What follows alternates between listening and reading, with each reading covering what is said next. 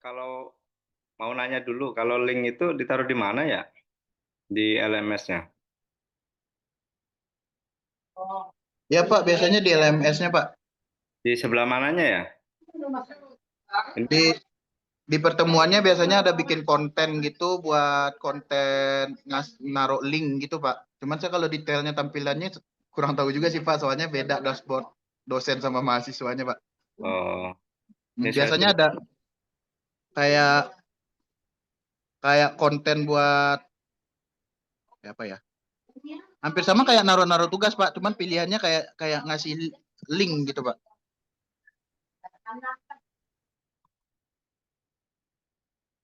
Coba saya tak-atik dulu nih. Oh, konten ya. Video VidCon ya. Judul.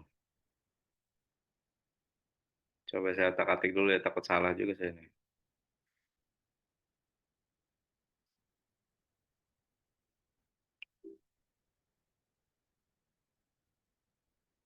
Temuan 8.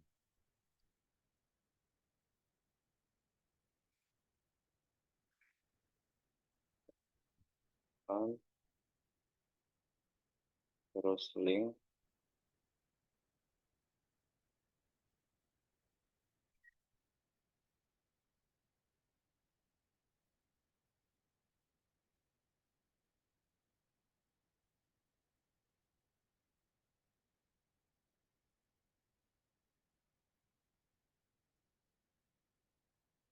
Link.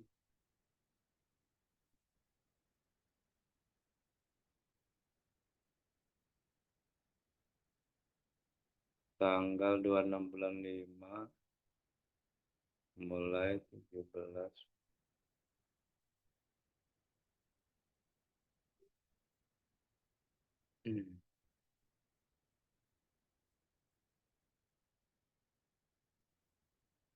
Selesainya kita jam berapa sih?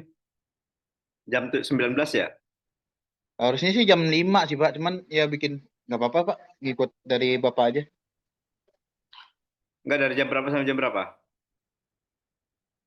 Kalau nggak salah sampai jam entar, setengah 7 kalau nggak salah Pak. Jam 7. Jam 7 ya? Ya. Ini lagi nyeting dulu nih. Belajar. Zoom.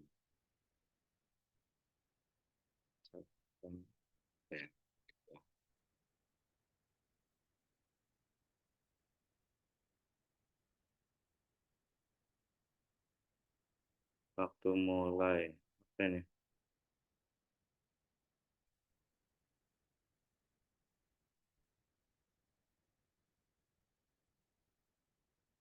Oh, waktu mulainya lebih.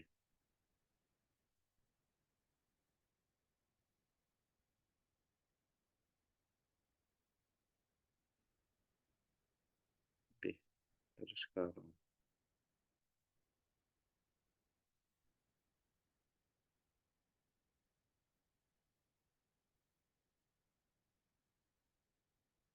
Nah, terus absen. Absen itu di pertemuan 8 ya berarti ya? Nah, saya pernah diajari, tapi ada lupa lagi ya. Kelas. Terus pertemuan.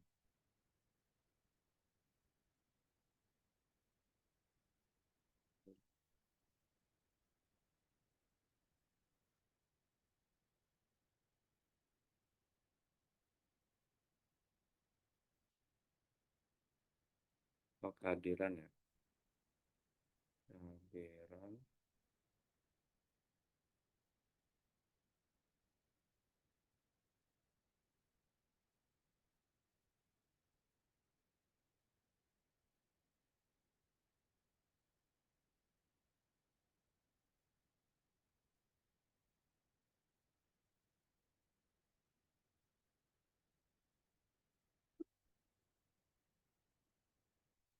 Oh, kehadiran. Oh, ini.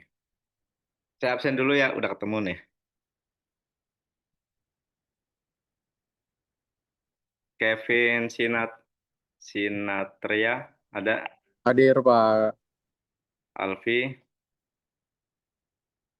Alfi ada. Damar. Hadir, Pak. Akmal. Akmal hadir, Pak. Hilman. Hilman belum ya. Roni. Hadir, Hilman Pak. Hidayat belum. Roni. Hadir, Pak. Lutfi Dwi. Hadir, Pak Lutfi, Pak. Mama Rizky. Belum ya. Nur Yani. Hadir, Pak. Oke. Rifki. Belum ya. Muhammad Misbahuddin. Belum. Fadli.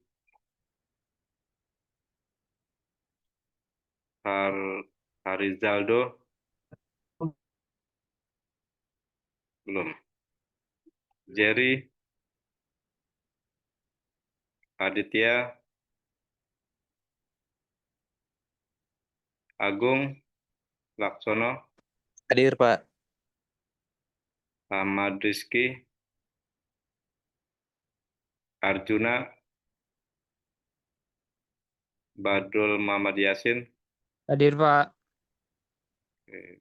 Danar Prasetyo. Hadir, Pak. Dila. Dila belum ada ya. Didi. Dimas. Hadir, Pak. Dewi Rangga. Hadir, Pak. Hadir. Hadad. Bapak, ini Adit, Pak. Hadir, Pak. Adit TI, Pak. Ntar dulu yang Ada tadi, lewat Pak, dulu ada, Pak. ya. Oke, maaf, Pak. Indraji. Hadir, Pak. Ivando. Lare. M. Galih. Muhammad Sultan. Niko. Hadir, Pak. Sultan hadir, Pak. Ntar dulu. Siapa tadi yang saya panggil aja dulu. Nanti terakhir ya. Itu Kalau yang Hadir, Pak. Niko hadir, Pak. Niko. Oh, Niko hadir. Iya udah. Noras. Belum ya. Susilo. Syahrul. Hadir, Pak. Teguh.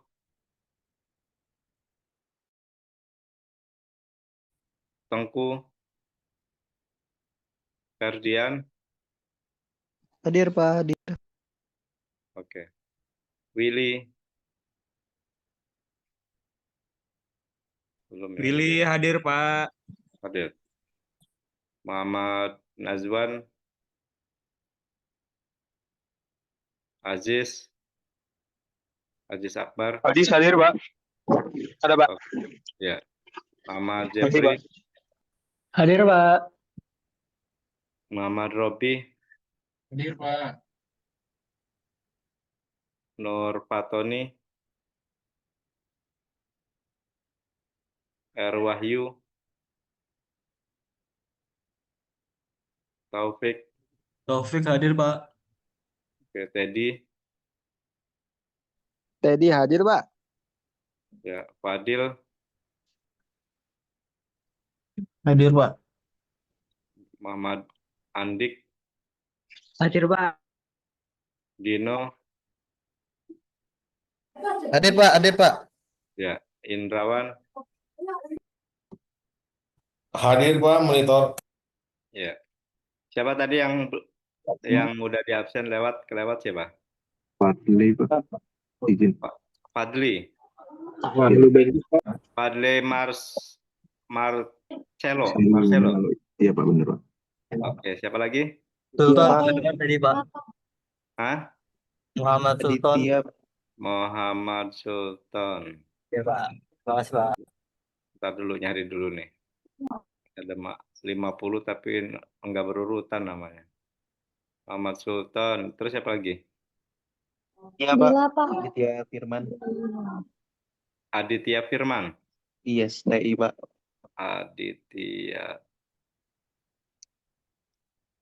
Aditya Firman. Ya, oke. Terus siapa lagi? Terima kasih, Pak. Ya Pak, Dila. Siapa? Dila. Iya Kak, Dila. Baik. D ya depannya ya. Ya. A, B, C, D. Nomor nggak berurutan.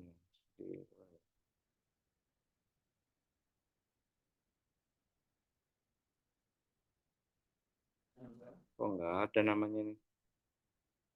Apal nggak nomor berapa? Nomor apa Pak NIM-nya? Absen. Oh, Nomor Dila apa? Padila ya. Ya betul. Oke, udah ketemu. Siapa lagi? Ya, Muhammad betul. Rizky Tamami Pak dari SI. Muhammad Rizky Tamami. Izin Pak, Ahmad Rizky dari TI, Pak. Ntar dulu nyari satu-satu dulu. Muhammad Rizky Tamami. Oke, siapa lagi? Ahmad Rizky. Iya, betul Pak, dari Prodi TI, Pak. Ini soalnya cuma nama-namanya aja nih, nggak dipisah ini. Prodi-prodinya. Ahmad Rizky ya. Ahmad.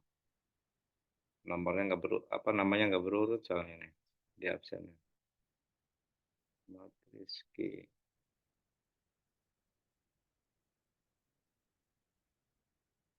Kok nggak ketemu ini Ahmad Rizky.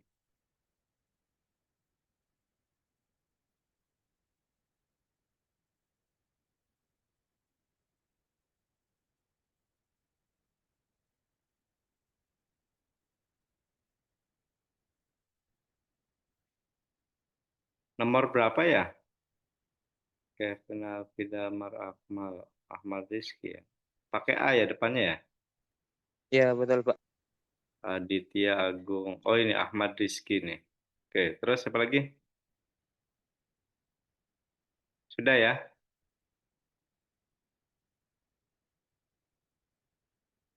Oke, sementara simpan dulu ya. Nanti kalau ada perbaikan. Bisa diedit nggak ini? Oh, bakalan bisa. Oke, baik.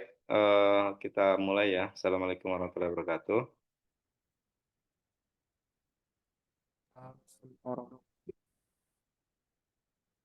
Terdengar suara saya? Dengar Pak. Terdengar ya? Oh, halo Pak, izin saya Susilo Pak. Apa absen lagi? Iya Pak, baru join Pak, maaf masih di data center soalnya Pak. Susilo. Coba saya lihat Susilo. Dari TI Pak. S.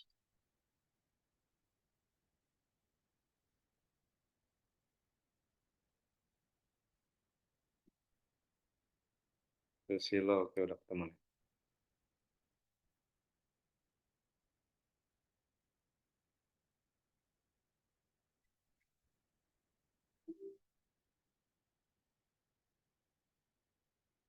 Oke, hari ini coba kita di kelas ini nggak ada yang mau presentasi nih kemarin.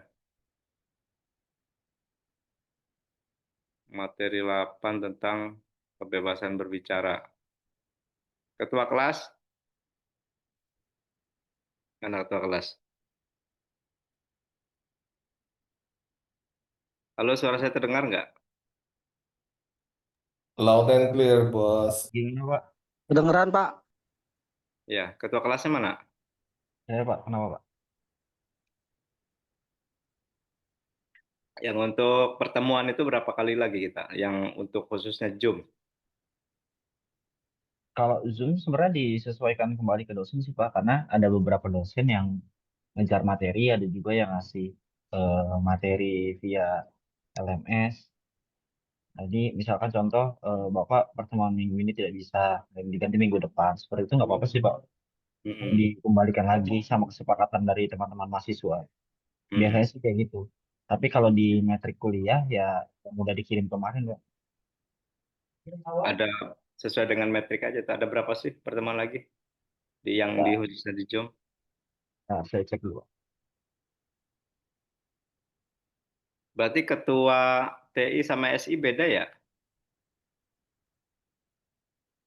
Kalau gabungan biasanya Syahrul, Pak.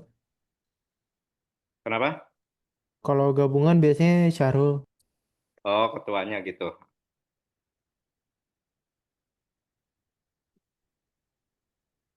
Maksud saya apa namanya buat nilai tambahan tugasnya aja kan ada nilai tuh. Nanti saya bingung juga mau ngisinya gimana tuh nilai tugasnya itu kalau nggak ada keaktifan dari kelas kan. Kalau nilai tugas kan sudah kita kumpulkan kan itu untuk keaktifan kelasnya ini nih standarnya. Kalau kehadiran udah ya ke kemarin-kemarin itu. Cuma ada beberapa yang memang belum saya setting juga itu di berapa pertemuan kemarin UTS itu belum saya ini juga absen.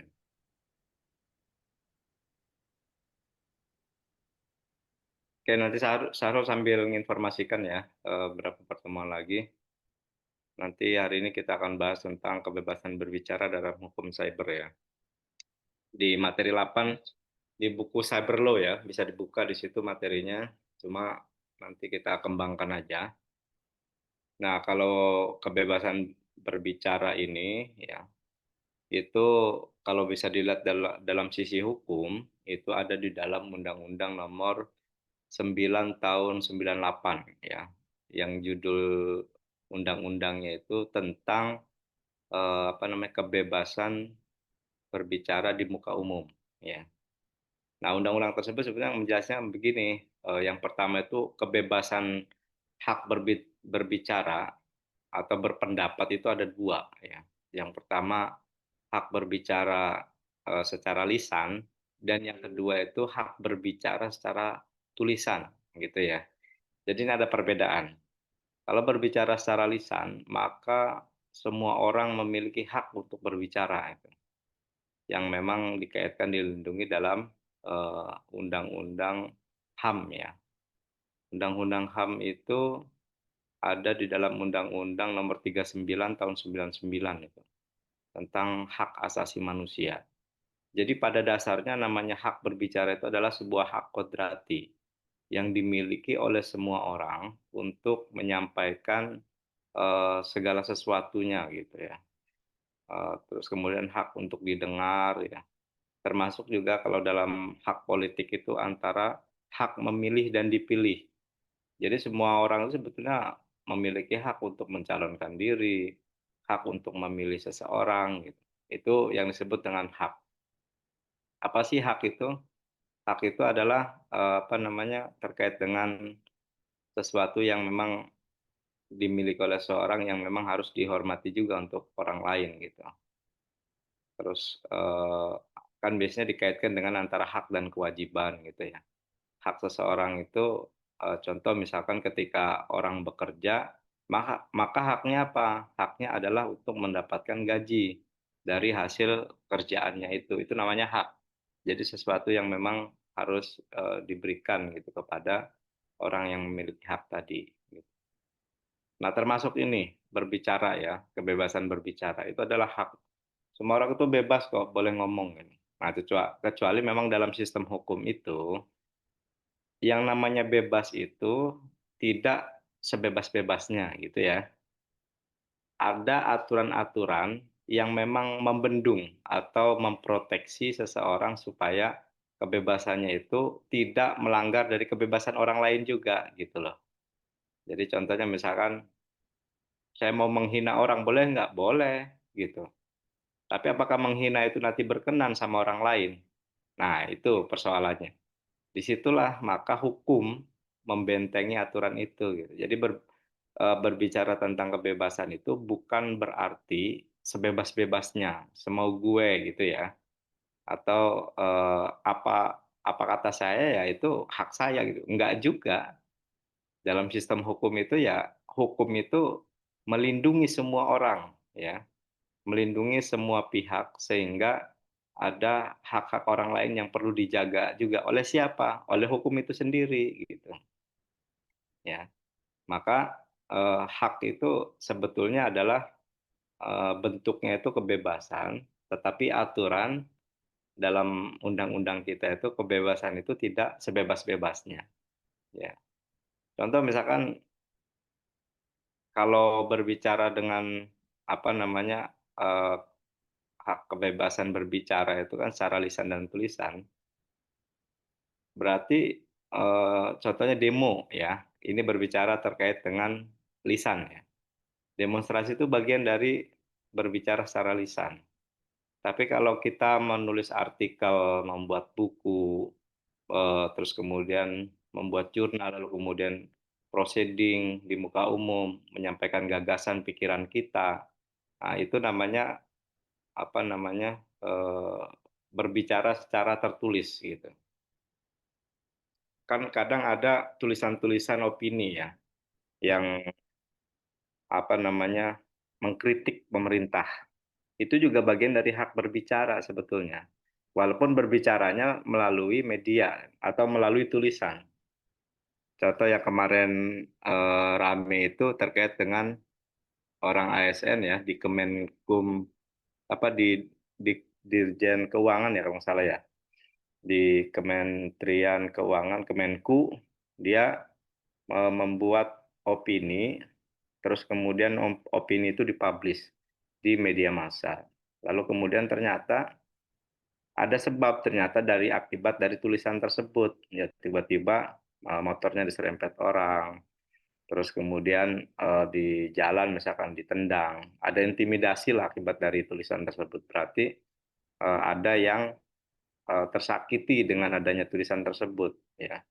Walaupun ya seharusnya dalam konteks negara hukum, di kita ya, di dalam Undang-Undang Dasar Pasal 1 Ayat 3 ya, itu menjelaskan bahwa negara Indonesia adalah negara hukum, ya.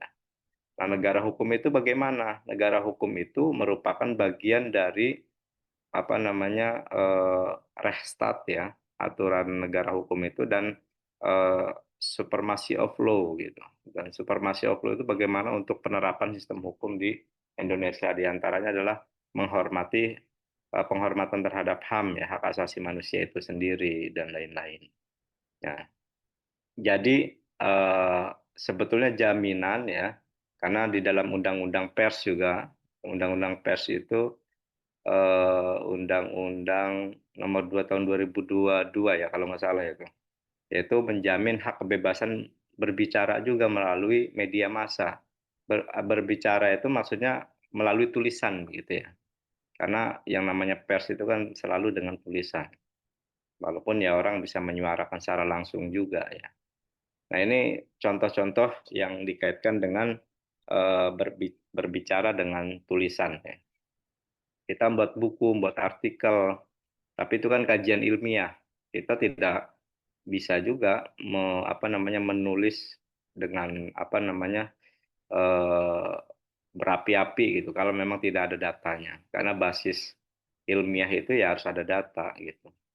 Tapi kalau berbicara itu juga biasanya kan kadang apa namanya, mempengaruhi orang ya, walaupun kadang, tidak terlalu banyak data juga, tapi bagaimana pembicaraan itu bisa masuk dan mempengaruhi orang, ya. Pak, Pak, izin Pak, ini kebetulan tadi siang ada konten yang lagi naik di YouTube Pak. Jadi ceritanya jurnalis CBUS itu komplain, bukan komplain, memberikan fakta. Sebenarnya kalau kita dikontrol, jadi nggak ada yang benar-benar demokrasi gitu. Karena kalau misalnya kita dikontrol, kita nggak akan pernah bisa mengkritik dengan bebas. Misalnya di Cina kita nggak bisa kritik Chinese Communist Party. Kemudian di dulu zaman Nazi kita nggak bisa ngekritik Hitler. Terus di US kita nggak bisa ngekritik Israel lobby gitu. Jadi ya sebenarnya kalau di Indonesia kita nggak bisa mengkritik, ya sebenarnya sama aja pakai negara-negara itu. Kan kalau Rocky Gerung tuh di chat Pak, kebetulan teman-teman rame di chat tuh Pak. Ada yang minta di absen juga tuh Pak. Siapa Mas Eh, yang belum absen? eh, Tadi kayaknya ini Pak mic nggak bisa kebuka itu Pak. Ada Pak siapa? Coba Ivando Bentus, sebutin Wahyu satu-satu Purba. aja. Satu-satu aja. Siapa dulu? Lare Ayo. Susetio, Pak. Siapa?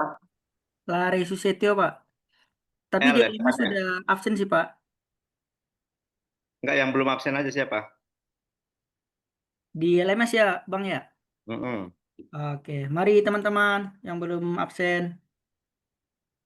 Siapa yang belum absen? Sebutin tadi yang katanya di chat tuh. Oh, ada Mas Ivando Bentus Karya. Ivando, saya cari dulu, bentar.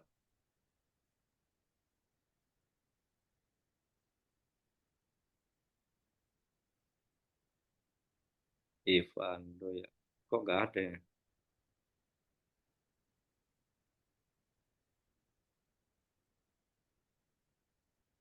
Oh, Ivando ini udah. Terus siapa lagi? Wahyu Kevin. Purba, Ivando, Wahyu Purba, Wahyu. Wahyu Purba, Nggak- Raden Wahyu Purba Pak, R Wahyu Purba. R ya? Oh iya ada nih. Terus siapa lagi? Fadil M. M Fadil. Oh, Fadil Muhammad. Udah. Oke Pak. Terus apa itu? Arjuna Seva Pak, Arjuna Seva. Arjuna. Ya. Arjuna mana ya?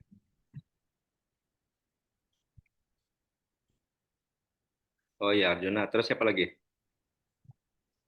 Udah kayaknya Pak ya. Tadi Dila udah Pak, Dila Pak. Dila. Itu ada di kelas juga ada tuh Pak. Dila Fadilah Mualafah. Yang tadi nyusul Pak belakangnya. Udah ini Dila. Jangan Oke kasih Pak. tahu. Terus siapa lagi? Udah.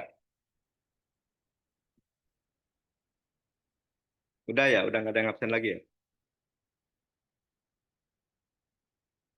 Ya kayak udah tuh Pak. Oke, saya lanjut Ya dulu itu ya. tadi komentar saya tuh Pak yang itu. Jadi sebenarnya kalau kita mengkritik kan kayak Rocky Gerung, saya nonton persidangan ya kebetulan Pak. Waktu itu Ya, kan dia dianggap menghina presiden gitu ya. Tapi ya. ya dia defense-nya ya saya itu sekarang sedang mengkritik sebuah posisi gitu. Jadi bukan personalnya. Karena dia posisinya presiden ya saya menghina kebijakan-kebijakannya gitu. Jadi bukan ke personalnya kayak misalnya presiden mukanya dungu gitu kan nggak, bukan mukanya, cuman keputusan-keputusannya gitu Pak. Itu menurut Bapak gimana Pak? Karena ya kayak tadi kalau kita memang katanya negara demokrasi, tapi kalau kita ngekritik tiba-tiba dipolisikan, sama aja Pak kita kayak negara-negara komunis atau fasis atau negara yang dikontrol sama Israel gitu Pak. Ya, jadi gini, kalau di dalam undang-undangnya jelas itu kebebasan berpendapat itu dijamin ya secara konstitusi gitu. Nah, tapi memang prakteknya kan ada kaitannya juga dengan undang-undang yang lain ya. Terkait contohnya misalkan pencemaran nama baik itu kan ada di undang-undang yang KUHP dulu ya. Ini yang pasal karet ini juga kemudian direvisi juga dalam KUHP baru. Artinya pencemaran itu dalam konteks seperti apa gitu loh. Nah ini yang apa namanya jadikan sebagai sebagai aturan yang terbaru direvisi. Nah kalau izin close dulu, apa ini dulu break dulu boleh nggak? Ini lagi aja nih, maaf ya. Iya Boleh, Pak, Pak. boleh. Oh iya Pak, Saya silakan lanjutkan. Pak. Ya ya. Sekitar 15 menit aja ya, nanti saya jawab ya. Baik, Pak. Baik Pak, lanjut Pak. Ya baik baik. Oke, Pak.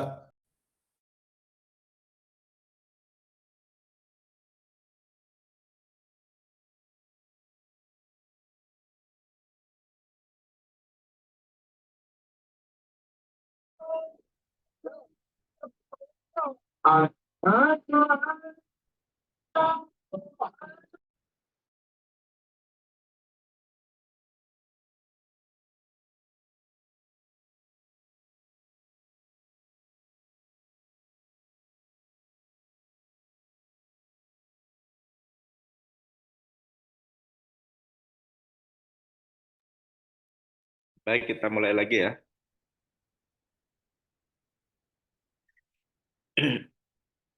Ya, melanjutkan dari pertanyaan tadi. Dari siapa tadi? Saya lupa namanya.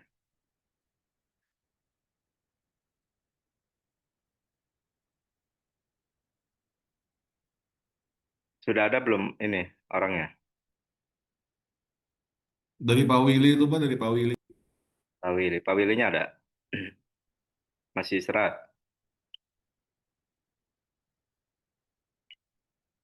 Belum gabung ya?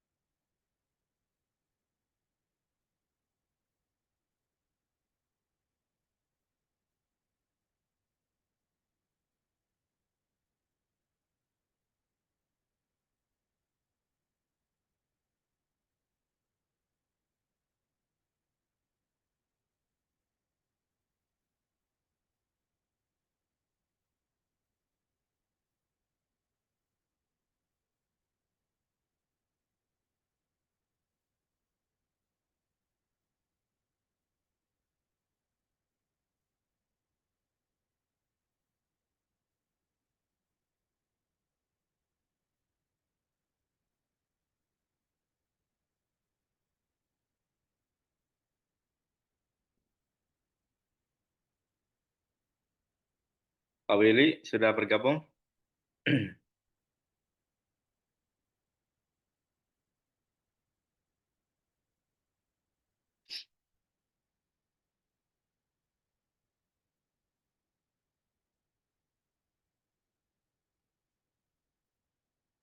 Sudah Pak, hadir Pak. Ya, baik. Tadi pertanyaannya ini ya terkait dengan case siapa? Rocky Gerung. Ya. Jadi hak kebebasan berbicara ya. Ini kaitannya hak berbicara. Jadi ada dua tadi terkait dengan kebebasan berbicara itu tulisan dan lisan ya. Nah, yang dilakukan Rocky Gerung itu kan berarti secara lisan ya, karena dia tidak menulis dan tertuju pada satu person gitu. Jadi kembali kepada bahwa yang namanya hak berbicara itu adalah eh, hak asasi ya, masuknya dalam kategori hak asasi pribadi yang memang dilindungi ya oleh undang-undang gitu. Undang-undang terutamanya memang khususnya di dalam Undang-Undang Nomor 9 tahun 98 itu. Jadi seseorang yang saya sudah jelaskan tadi bahwa memiliki kebebasan atau hak kebebasan. Tetapi dalam hukum itu kebebasan itu tidak sebebas-bebasnya gitu. Nah, kategori tidak sebebas-bebasnya itu manakala aturan-aturan eh, terkait dengan pembatasan itu diatur oleh undang-undang gitu. Nah, contoh misalkan begini, eh, apa namanya? Contoh demonstrasi ya. Demonstrasi itu kan hak kebebasan. Boleh, tapi yang tidak boleh itu apa? Yang tidak boleh itu ketika merusak fasilitas umum. Nah, di undang-undangnya dijelaskan itu. Kalau kita lihat di dalam Undang-Undang 998 itu, di dalam pasal-pasal larangan itu ada di situ. Jadi larangan untuk melakukan pengerusakan, terus kemudian larangan untuk apa namanya menutup akses orang lain, jalan orang lain, dan hak kebebasan berpendapat juga ketika mau demo itu ada larangan ketika memang tidak memberikan informasi ya, bukan izin ya, memberikan informasi itu atau surat apa namanya surat surat pelaksanaan demonstrasi itu harus diberikan kepada kepolisian sekurang-kurangnya 7 hari ya, 7 hari sebelum pelaksanaan demonstrasi itu, gitu. Jadi supaya pihak keamanan itu bisa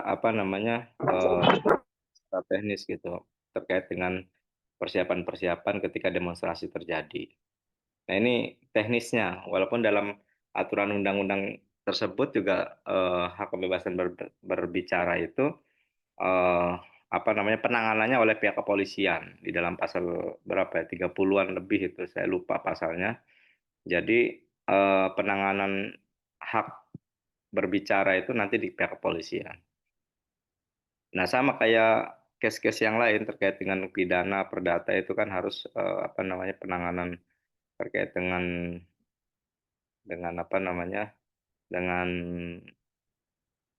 terkait dengan pelanggaran-pelanggaran itu maka pihak kepolisian. Kembali kepada Rocky Gerung tadi ya, saya tidak tahu persis case-nya seperti apa ya karena nggak mengikuti gitu. Tapi saya sempat sempat mendengar juga, tapi bukan mendengar, membaca medianya ya. Tapi hanya nggak lengkap gitu. Aduannya yang saya saya pahami gitu ya. Saya belum tahu persis terkait dengan penyerangan ya terhadap diri presiden. Jadi begini, terkait dengan presiden itu kan ada dua sebetulnya. Ini personalnya atau pada institusinya ya. Kalau institusinya kita lihat di dalam Undang-Undang ITE itu memang kemarin ada pelarangan terkait dengan penghinaan ya, termasuk di dalam KUHP juga sama penghinaan terhadap presiden. Nah, tapi di pasal ITE itu ya ketika orang menulis misalkan di media terus kemudian memang menjelek-jelekan satu institusi karena memang kebobrokannya misalkan. Nah, ini dikaitkan dengan putusan MK yang kemarin ya tahun 2025 saya lupa nomornya. Putusan MK itu jadi terkait dengan ITE menyerang institusi itu bukan dipidana, justru malah boleh gitu. Ini putusan yang terakhir loh ya di putusan MK. Nah, artinya apa? Itu Sukatani Pak. Sukatani sampai disuruh disuruh buka topeng. Bentar dulu, bentar. Lagu bayar tuh Pak. Kan emang iya Pak bayar. Hei. Bayar tiket parkir maksudnya. Cocok. Prit, Nah, prit. saya lanjutkan ya. Iya. Jadi yang sekarang ini hak kebebasan menyampaikan pendapat itu apabila kita mengkritik institusi ya berdasarkan putusan MK itu boleh sekarang ini. Karena kemarin itu kan ada memang pelarangan ya di dalam undang-undang tersebut ya. Tapi ini kan diuji material. Hasil uji material menyatakan bahwa kita boleh mengkritik. Karena apa? Asasnya itu ada di dalam Undang-Undang Nomor 998 itu tadi. Terus terkait dengan hak kebebasan menyampaikan pendapat gitu. Nah, itu boleh sekarang. Nah, tapi kalau ke person ya kayak tadi misalkan dia ngomongnya dungu ya kalau nggak salah ya, ngomongnya dungu kepada presiden gitu. Terkait dengan kebijakan yang dia kritikkan gitu.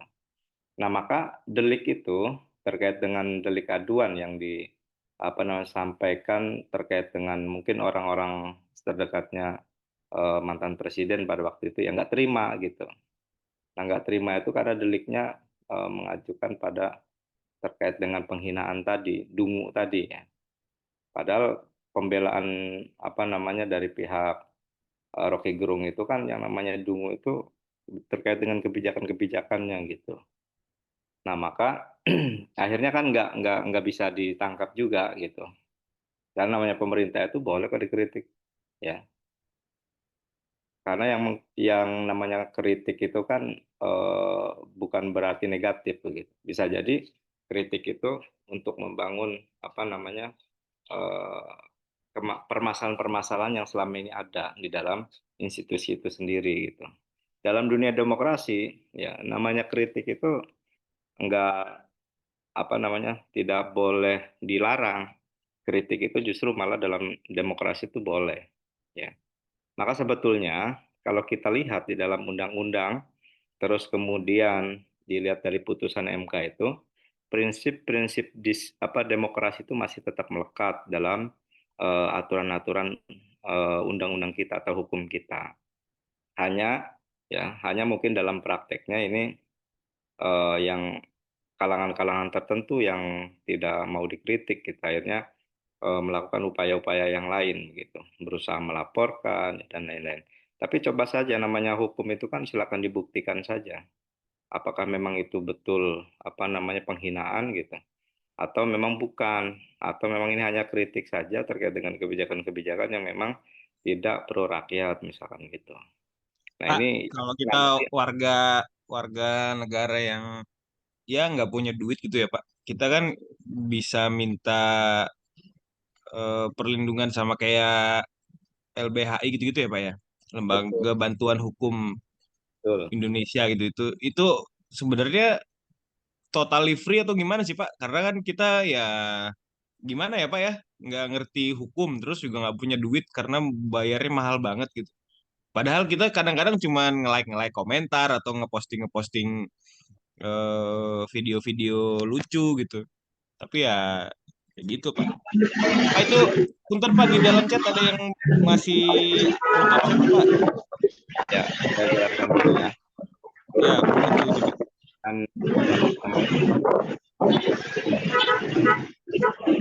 lanjut nih.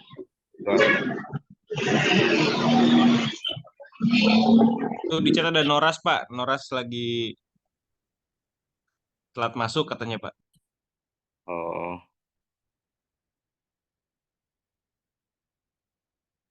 oh ya. Gini, jadi namanya hukum itu ya, tadi terkait dengan mungkin ada orang yang terkena kasus hukum gitu. Sedangkan semua orang itu dalam hukum itu kan mendapatkan perlindungan secara hukum oleh negara.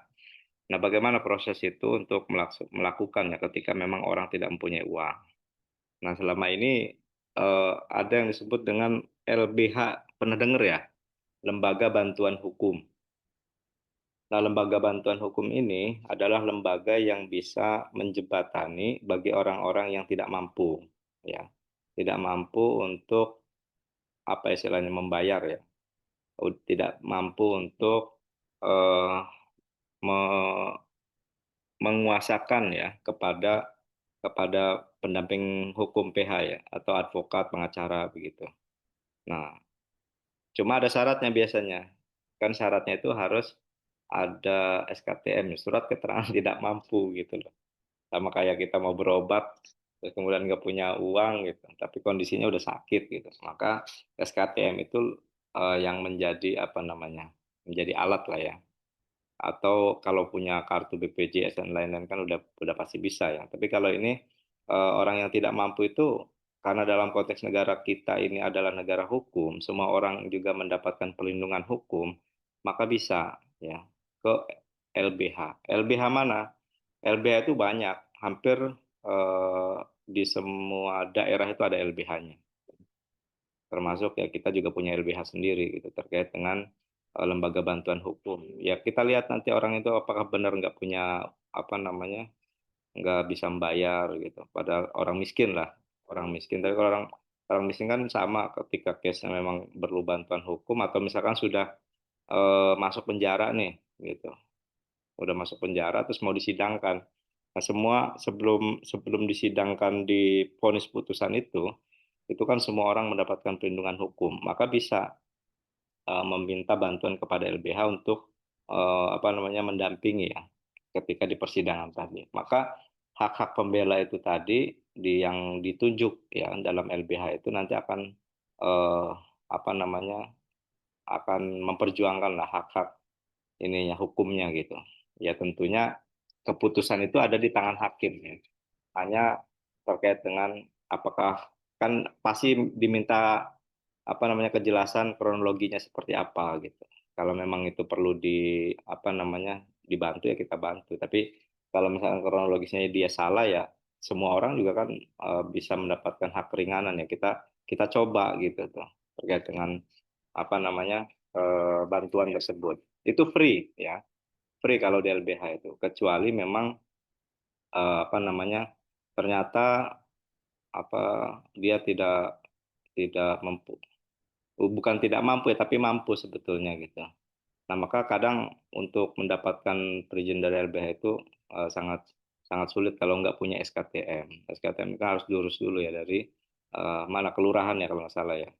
Surat keterangan tidak mampu itu. Nah, itu yang bisa untuk membantu terkait dengan orang-orang yang tidak mampu tadi secara gratis. Kok bisa gratis? Apakah nanti apa namanya capek gitu, terus kemudian masa nggak dibayar gitu kan ya pertanyaannya buat pendamping hukumnya. Nah ini saya jelaskan aja. Jadi bahwa yang PH LBH itu apabila dia menangani case ya dengan cara gratis itu udah ada uangnya dari negara gitu. Nanti LBH itu dibayar case yang sudah putus dalam 1 tahun itu berapa gitu. Misalkan LBH menangani 10 kasus orang yang tidak mampu gitu ya. Berarti 5 juta kali 10 gitu, 10 kasus gitu hitungannya. Tetap ada uang yang masuk gitu. Ya, ini untuk free ya, untuk orang-orang yang tidak mampu gitu. Jadi ini hanya penjelasan aja ya di luar konteks materi ya. Jadi ada semuanya mendapatkan perlindungan. Tapi kalau yang mampu nggak ada SKTM ya nggak bakal bisa lewat LBH gitu. Paling nanti apa namanya kuasanya kepada pengacara, ya deal-dealan itu harganya untuk penyelesaiannya berapa sampai selesai gitu. Kan itu kan ada berapa kali sidang ya. Nanti apa namanya kesepakatannya berapa, apakah nanti sampai selesai, apa nanti apa namanya per kali jalan gitu ya di awal itu ada apa namanya kalau memang nanti dimenangkan ya kalau kasus perdata gitu ya nanti ada success fee ya itu beda lagi contoh misalkan ada apa namanya lagi memperjuangkan tanah gitu ya luasnya 1 hektar. Nah 1 hektar itu kan kadang deal-dealan minta apa namanya ketika saya perjuangkan ini sampai menang misalkan di pengadilan nanti kompensasinya apa gitu. Kadang enggak, tapi saya nggak punya uang contohnya. Ya udah, saya nggak membayar, tapi nanti 300 meter buat saya gitu kan. Itu bisa, ya tergantung kesepakatan. Ya kan, dari 1.000 meter, 300 meter, kalau memang itu masih sengketa, sampai kapanpun nggak bakal bisa dimiliki kan. Kecuali kalau sudah putusan pengadilan kan. Jadi sebetulnya kalau menang itu nanti nggak ada yang dirugikan. Dua-duanya mendapatkan keuntungan. Tapi memang proses perjuangannya ini kan memakan waktu ya. Kita juga harus melihat kondisi objek tersebut seperti apa, ya tanah kasus tanahnya itu seperti apa, sengketanya gitu, itu dipelajari. Jadi orang hukum itu sama kayak dokter juga, ya. Jadi menganalisis gitu. Ini penyakitnya apa nih kira-kira. Tapi ya objek kita itu adalah undang-undang gitu. Undang-undang terus kemudian dari undang-undang itu kita analisis gimana nih proses yang dilakukan itu sudah benar atau belum. Kalau memang belum benar ya kita perjuangkan gitu. Nggak sesuai dengan hak kan seperti itu. Nah jadi itu ya terkait dengan orang yang tidak mampu itu semuanya juga di dalam konteks negara hukum itu mendapatkan perlindungan hukum. Nah, jadi kembali kepada apa namanya? Sebetulnya niatnya lucu-lucuan misalnya, membuat meme, ya, tapi itu dipublish di grup di media, tapi wajahnya wajah orang tersebut yang kita anggap orang tersebut yang menghina gitu. Nah, ini bagaimana ininya konteksnya? Itu kembali kepada Undang-Undang ITE. Jadi gini, Undang-Undang ITE itu sebetulnya menjelaskan antara apa namanya hak-hak privat gitu dengan hak-hak publik ya. Jadi contoh kalau kalau saya menghina menghina siapa di sini? Menghina saudara Willy gitu ya. Lewat WA itu nggak kena ITE. Yang kena ITE itu apa? Ketika saya di grup ya menjelek-jelekan Willy terus kemudian apa namanya, ya melakukan intimidasi lah secara apa ya, secara tulisan begitu ya, sehingga Willy itu tidak terima gitu. Itu masuk dalam kategori ITE, ya.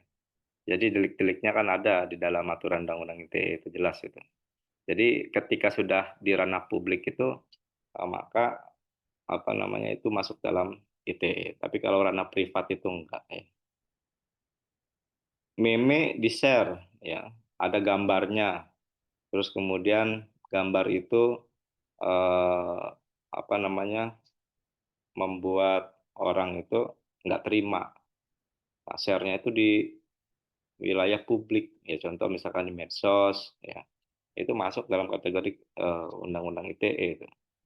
Tapi kalau hanya dikirim gambarnya ke personalnya gitu ya, ya mungkin niatnya bercandaan atau memang bisa jadi menghina gitu ke personnya langsung, itu kan privat, nggak bisa dibuktikan juga secara ITE gitu. Jadi ITE itu nanti kaitannya dengan ranah publik ya. Makanya di dalam cyber law ini kan hati-hati juga ya.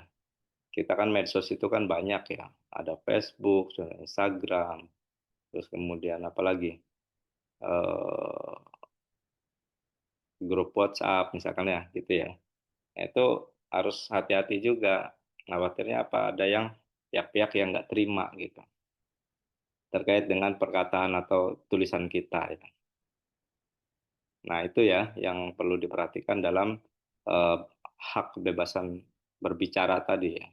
Karena berbicara itu tadi ada dua ya, ada tertulis dan ada lisan. Nah, terus kemudian dikaitkan dengan ITE ya. ITE ini kan kalau kita lihat banyak juga ya produk-produk yang memang dikeluarkan oleh ITE ya terkait dengan cyber ya. Contoh misalkan gini, ini kan buzzer-buzzer kan banyak sekarang ini. Model-model apa namanya politik ya sekarang ini kan menggunakan buzzer. Ya. Itu kan saling menyerang antara satu pihak dan pihak yang lain. Ini kan marak kalau saya lihat itu dari semenjak tahun 2000 berapa ya, 15-an ya, 14-15-an itu kan memang arena politik kita itu sudah menggunakan mekanisme buzzer ya.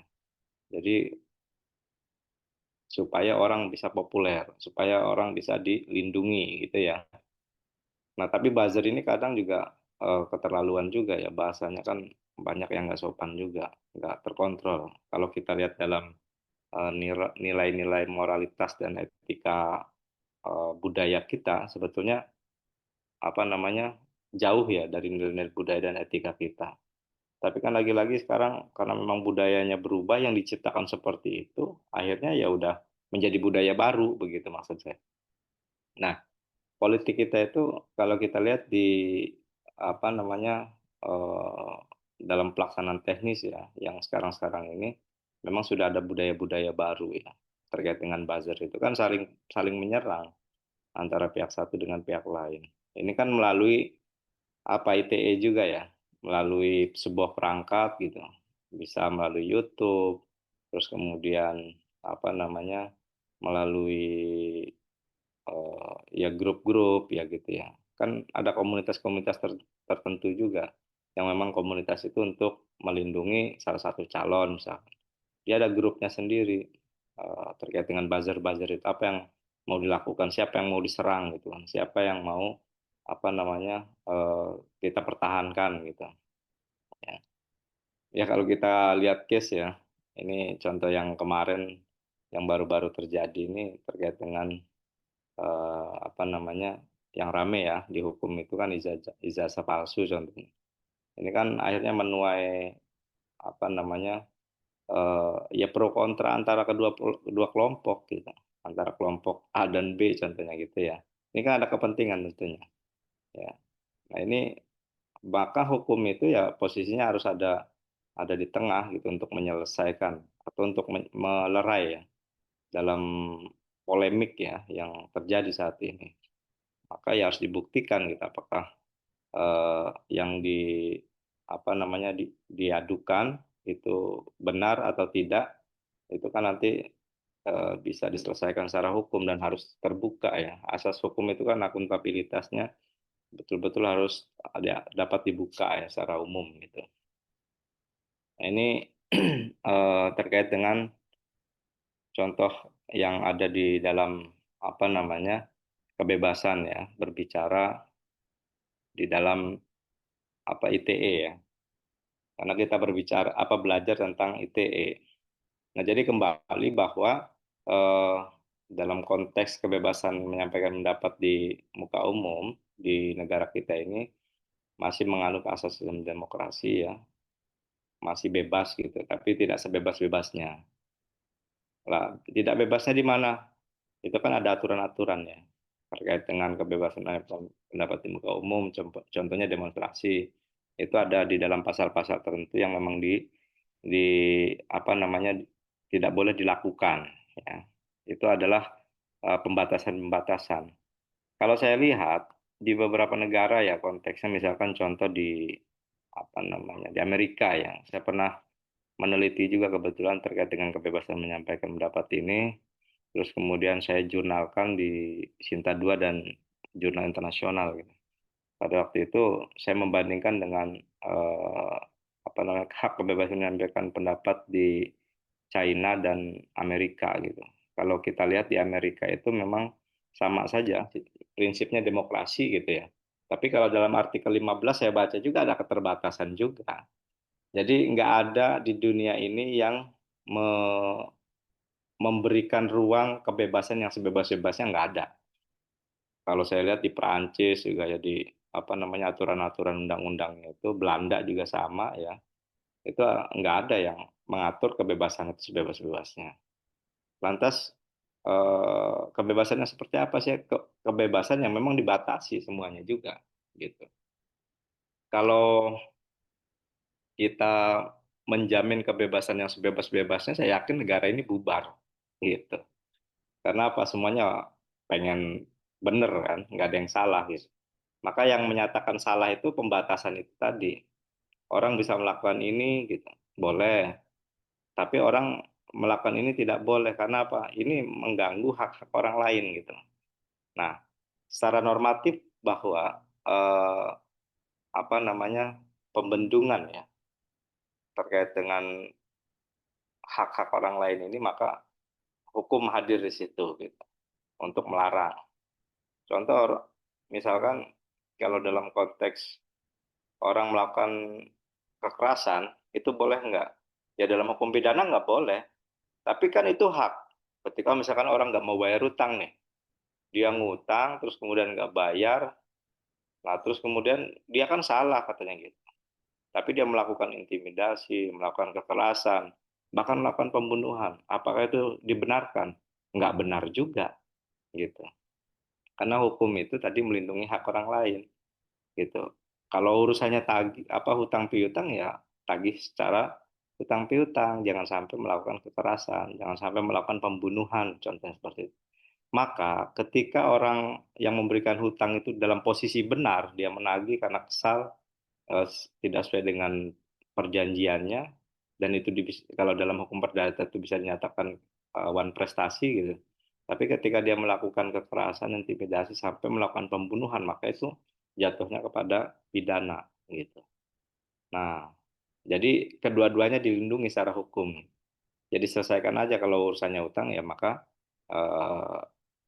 penyelesaiannya secara hutang bukan secara kekerasan atau secara pembunuhan gitu ya. Nah, ini yang dimaksud dalam kebebasan kita ya, terutama menyampaikan pendapat. Kritik boleh, terus kemudian demonstrasi boleh, terus kemudian apalagi kita menyampaikan pendapat ya di forum-forum resmi itu boleh semua ya. Jadi kalau ada misalkan orang yang melarang hak kebebasan, tidak boleh mengkritik apa segala macam, ya udah konsekuensinya apa, kita jangan pilih lagi aja orang itu gitu, kita sepakati dan semuanya juga pasti akan akan sepakat gitu ketika memang orang itu sudah tidak layak untuk memimpin, ya nggak bakal dipilih kan seperti itu. Itu juga hak kebebasan memilih dan dipilih itu juga gitu. Ya, saya kira itu ya. Sampai sini ada pertanyaan lagi, silakan kalau ada.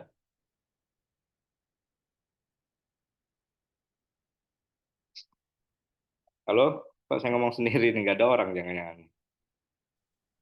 Ada Pak, cuman saya rasa bingung Pak karena narasi-narasi yang disampaikan di media itu yang kami terima sebenarnya hukum itu hanya digunakan sebagai ini diskusi ngopi sore ya Pak. Mumpung teman-teman ngopi. Hukum itu hanya digunakan oleh penguasa untuk menjerat lawan politik atau masyarakat-masyarakat yang mulai menunjukkan opininya gitu Pak. Karena ya kebanyakan kayak dulu zaman Hitler berkuasa, Himmler jadi ketua propagandanya yang siapapun yang berani mengoyak poster atau apa berani berkomplot itu akan langsung didor di tempat gitu Pak. Sama aja kayak yang sekarang kalau kita lihat bahkan sampai yang kalau kita lihat dari masalah ijazah palsu itu sampai mereka yang mempertanyakan itu meminta perlindungan hukum sampai ke yayasan-yayasan tertentu gitu Pak. Karena yang kita lihat juga prosesnya kan nggak sesuai Pak ya. Kalau memang ada penyelidikan kenapa salah satu badan yang tadi itu tiba-tiba bilang iya ini asli kok gitu, ini identik. Lah kan belum dibuktikan di persidangan. Jadi kayak ya sebenarnya masyarakat tuh hanya menonton aja Pak, menonton ini kok hukum kayak dimain-mainin aja ya Pak gitu. Kayak cuman sekedar alatnya mereka untuk melegitimasi aja gitu. Jadi ya sebenarnya kalau di kuliah ini saya harap sebenarnya saya bisa melindungi diri saya sih Pak. Kalau saya salah-salah karena nggak tahu masuk kemana-mana terus tiba-tiba ketangkep gitu kan. Nah, nanti wah ini gimana nih perlindungan hukumnya apa kalau untuk orang yang nggak tahu tuh nggak sengaja gitu. Gitu Nah, Pak. Karena ya kalau kalau hukum kebebasan berbicara kalau saya rasa sih ya itu cuma eh, ya itu Pak alat untuk membungkam aja sebenarnya yang nggak sesuai dengan ini mereka yang mempertanyakan atau yang tidak sesuai dengan keinginan mereka ya culik-culik aja gitu maksudnya tangkap-tangkap aja gitu contohnya apa contohnya? Fakta itu Pak Willy. ya itu contohnya Pak yang sekarang kan teman-teman yang mempertanyakan ijazah itu kan jadinya sampai harus meminta perlindungan saksi gitu-gitu kan Pak karena mereka ya mempertanyakan sesuatu yang ya kalau data yang aslinya yang kayak gitu dianalisis ya itu nggak sesuai gitu. Terus mereka tahu-tahu digugat bahkan ya gitulah Pak sampai mereka harus loh kan saya mempertanyakan kalau kalau ini asli ya ini nggak sesuai gitu. Nah terus yang mana aslinya yang asli aja belum ditunjukin malah mereka udah mulai-mulai bakal digugat segala macam gitu Pak. Ya akhirnya mereka meminta sampai ke luar negeri kan Pak mereka mencoba untuk menyuarakan itu gitu sampai meminta perlindungan sama internasional kalau sedang terjadi kriminalisasi gitu. Ya kalau saya sih merasa ya itu mereka memang resiko mereka sebagai orang yang kritis dan ya hampir semua orang tahu sih Pak di Korea Utara juga kita nyopot poster juga ada jurnalis Amerika yang nyopot poster eh, Kim Jong Un untuk oleh-oleh dibawa pulang ke Amerika di penjara sampai 10 tahun gitu. Padahal dia nggak ada maksud apapun gitu. Bukan maksud politik malah. Jadi karena Ya, nggak ketidaktahuan pun itu membuat seorang bisa dipenjara gitu Pak. Jadi sebenarnya hukum itu seolah-olah buat kami nih Pak yang awam buat saya ini Pak. Itu hanya alat alat melegitimasi kekuasaan penguasa aja Pak sebenarnya Pak. Mungkin Bapak bisa mengubah point of view itu gitu karena selagi orang berkuasa bahkan badan badan hukum milik negara seperti UGM pun nggak berani untuk menolak gitu Pak. oke. Ya, Oke. berat ya Pak. Saya ini ya sejawab ya. Eh, kalau kita bandingkan negara ini ada hukum dengan enggak ada hukum kira-kira pilih mana? Ada hukum, Pak. Iya, artinya begini ya, sejelek-jeleknya hukum itu masih masih bermanfaat lah gitu. Ya walaupun ya tetap yang namanya penguasa itu selalu ingin mendominasi aturan hukum itu sendiri dan pengen aman kan seperti itu. Tapi perlu dibandingkan juga antara hukum Indonesia dengan hukum tadi Kim Jong Un ya, di mana Korut ya kalau nggak salah ya. Itu beda itu sistem hukumnya. Ya kalau kita asasnya demokrasi, kalau sana nggak ada demokrasi itu. Semua aturan dibuat oleh kekuasaan, masyarakat harus tunduk terhadap aturan yang dibuat oleh kekuasaan itu gitu. Nggak ada sistem demokrasi. China pun sama, kan di Cina juga cuma satu partai doang. Jadi nggak ada partai lain gitu.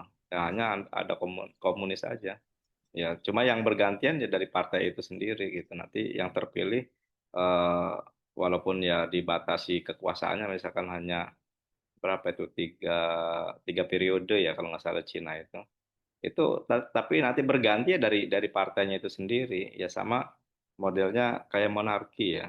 Dalam dalam sistem ketatanegaraan itu mekanisme pemerintahan atau tata negara kan beda-beda, ada yang monarki, ada yang apa namanya demokratik gitu. Kalau kita kan konteks negaranya negara kesatuan yang berbentuk republik ya, sistemnya presidensil. Ya, dalam konteks negara kesatuan ini di dalam pasal 1 ayat 2 itu kan ada menjamin sistem demokrasi ya, kerakyatan di situ dijelaskannya itu. Jadi ya masih mending lah gitu tuh. Walaupun ya metodenya beda-beda.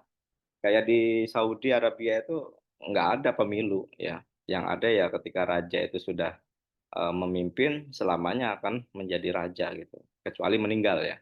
Nanti akan diturunkan kepada anaknya. Anaknya itu pasti dari keturunan laki-laki dan seterusnya begitu. Ya, tapi mekanisme demokrasi itu ya memang plus minus semua negara itu. Ada yang memang apa namanya ketika demokrasi ribut ya tentu pasti. Tapi kalau yang sistem kerajaan itu kenapa nurut-nurut misalkan? Ya karena semuanya dikendalikan oleh raja semua. Ya walaupun di kita ya negara konteks kesatuan, presidensil, sistem pemerintahannya dipimpin oleh presiden dan presiden sebagai kepala negara dan sebagai kepala pemerintahan. Tapi ada otsus juga kan, otonomi khusus. Contoh di Jogja ada raja gitu kan. Saya kebetulan tinggal di Jogja juga ya. Jadi di sana tuh lebih lebih tentrem aja. Ya tidak ada pemilihan gubernur karena gubernur sebagai raja dan sebagai gubernur dalam sistem pemerintahannya. Tapi kalau bupati wali kota ya tetap ada pilihan gitu, memilih tiap 5 tahun sekali ikut pemilu gitu. Tapi gubernurnya nggak ada karena raja itu ya selamanya, sultan itu selamanya dia menjadi raja di Jogja gitu. Dan Sebenarnya kalau ngomongin bentuk negara gitu ya Pak, Indonesia dari dulu juga awalnya udah ada bentuk kerajaan-kerajaan. ya Sebenarnya nggak betul. cocok Pak digabungkan dalam bentuk presidensial gitu. Mendingan raja sekalian Pak. Jadi dia absolut. Terus yang Tapi lain kan juga manut kayak konstitusi yang kita di sudah Jawa ya Pak. sudah terbentuk seperti itu konstitusinya. Ketika Karena gitu Pak kan menderita, perang dunia pertama juga gara-gara French prince-nya di assassinate gitu. Terus ya, mereka revolusi dan sekarang jadinya malah makin hancur Pak. Jerman juga sama, begitu mereka revolusi malah makin hancur gitu. Jadi sebenarnya ya, kayak yang Everlast ya kayak UK, mereka berhasil menjajah Irish tapi mereka dikasih independen sendiri gitu. Jadi ya, ya kalau yang memang dulu disatukan dalam bentuk kerajaan ya sebenarnya lebih cocok kayak gitu sih Pak, lebih cocok kayak dulu yang diajukan sebagai Indonesia sebagai negara yang masing-masing punya negara serikat gitu. Kalau dulu ya Pak ya zaman Pak Bung Karno kan kalau nggak salah ada RIS tuh Pak, Republik Indonesia Serikat. Masing-masing hmm, punya raja sendiri dan itu absolut juga gitu untuk daerahnya. Tapi mereka harus tunduk sama satu presiden yang di tengah-tengah gitu. Menurut saya lebih makmur ya Pak karena nggak jadi yang sekarang. Jadi saya misalnya tinggal di Sumatera gitu. Semua kekayaannya habis dimakan raja-raja kecil terus belum yang dibawa ke daerah gitu terus hukumnya juga nggak bisa menjerat gubernur yang menjabat gitu nanti setelah berapa tahun menjabat setelah uangnya dipakai habis-habisan baru tersangka gitu ya itu kan ya gitulah Pak sebenarnya pesimis sih Pak ngelihat masa depan mau ada hukum atau enggak kalau selama dipakai hanya untuk melegitimasi kekuasaan useless sebenarnya Pak menurut saya. Cuman yang bisa harapan saya bisa memproteksi diri selagi kita nggak melawan negara yaitu bisa kita berpanduan sama hukum itu. Tapi kalau kalau kita berada di sisi seberang oleh sama negara itu pesimis sekali Pak bisa melindungi masyarakatnya gitu. Ya at least itu yang terjadi. Kayak kemarin anak ITB yang bikin meme, semua orang tahu itu AI, tapi kasus yang Fafa malah nggak diselidiki, kan itu lucu Pak. Bahkan itu terang-terangan presidennya dihina gitu. Saya nggak suka presiden saya dihina. Saya lebih cenderung anak ITB ini ya udah dia mungkin buat meme aja gitu. Tapi seharusnya yang diselidiki duluan ya Fafa, karena dia jelas-jelas menghina secara tulisan, dan dengan gesturnya dia di depan rapat itu dia memohon maaf gitu. Gestur tubuhnya memohon maaf. Sebenarnya dia mengiyakan bahwa itu tuh dia. Itu kan sebenarnya kita udah dipertontonkan dengan ketidakadilan itu, Pak.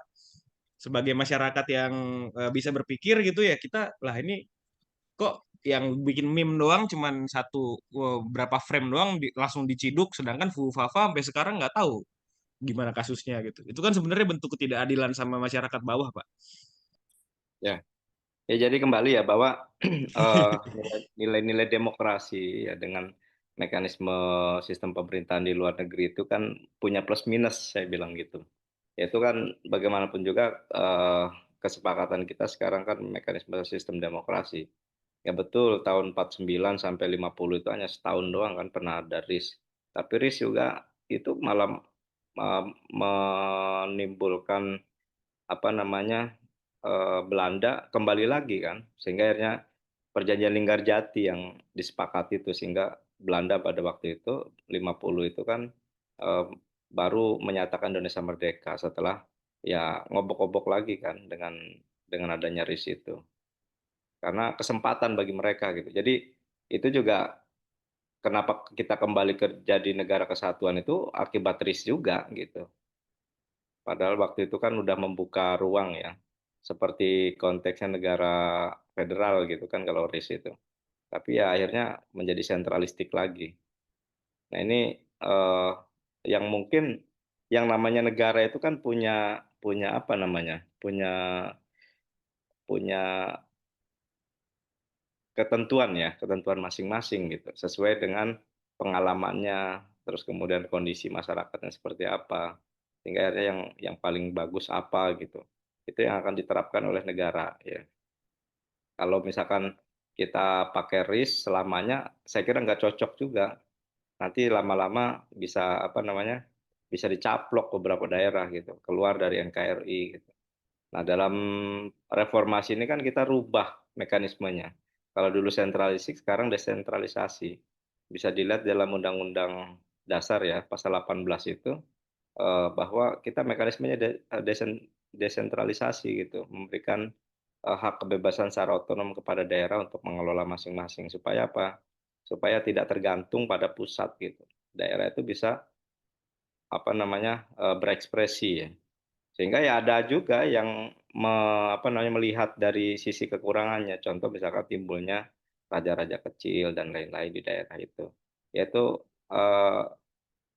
apapun mekanisme sistem pemerintahan, terus kemudian pasti ada celah-celah kekurangannya begitu. Nah, kembali kepada hukum tadi ya, hukum itu mungkin menurut pandangan Pak Willy gitu, itu legitimasi kekuasaan aja. Saya kira kalau berbicara seperti itu, ya enggak juga sih, semuanya ada kok diatur dalam undang-undang gitu loh. Terkait dengan hak-hak orang itu kan diatur juga. Kalau memang hukum itu hanya legitimasi untuk kekuasaan, berarti produk hukum itu jelas-jelas bunyinya adalah untuk kekuasaan semua, begitu. Tapi ini kan enggak ya. Kita bisa melakukan upaya misalkan keputusan di pengadilan, kalau memang enggak sesuai, maka bisa banding. Kalau masih belum puas bisa kasasi. Kalau belum puas juga bisa novum kan, PK ya dan lain-lain. Ini upaya-upaya hukumnya. Apalagi sekarang dengan adanya IT ya, bisa diviralkan. Contohnya kasus Sambo itu kalau misalnya nggak viral tuh nggak bisa juga diselesaikan. Ya menurut saya hukum itu masih berguna buat kita gitu. Walaupun ya Iya, eh, Pak. apa Setuju, Pak. namanya, walaupun ya mungkin ada kekurangan, semua itu pasti ada kekurangan. Orang aja masih ada kekurangannya kan gitu. Ini Ya, udah jam 19 ya. setuju.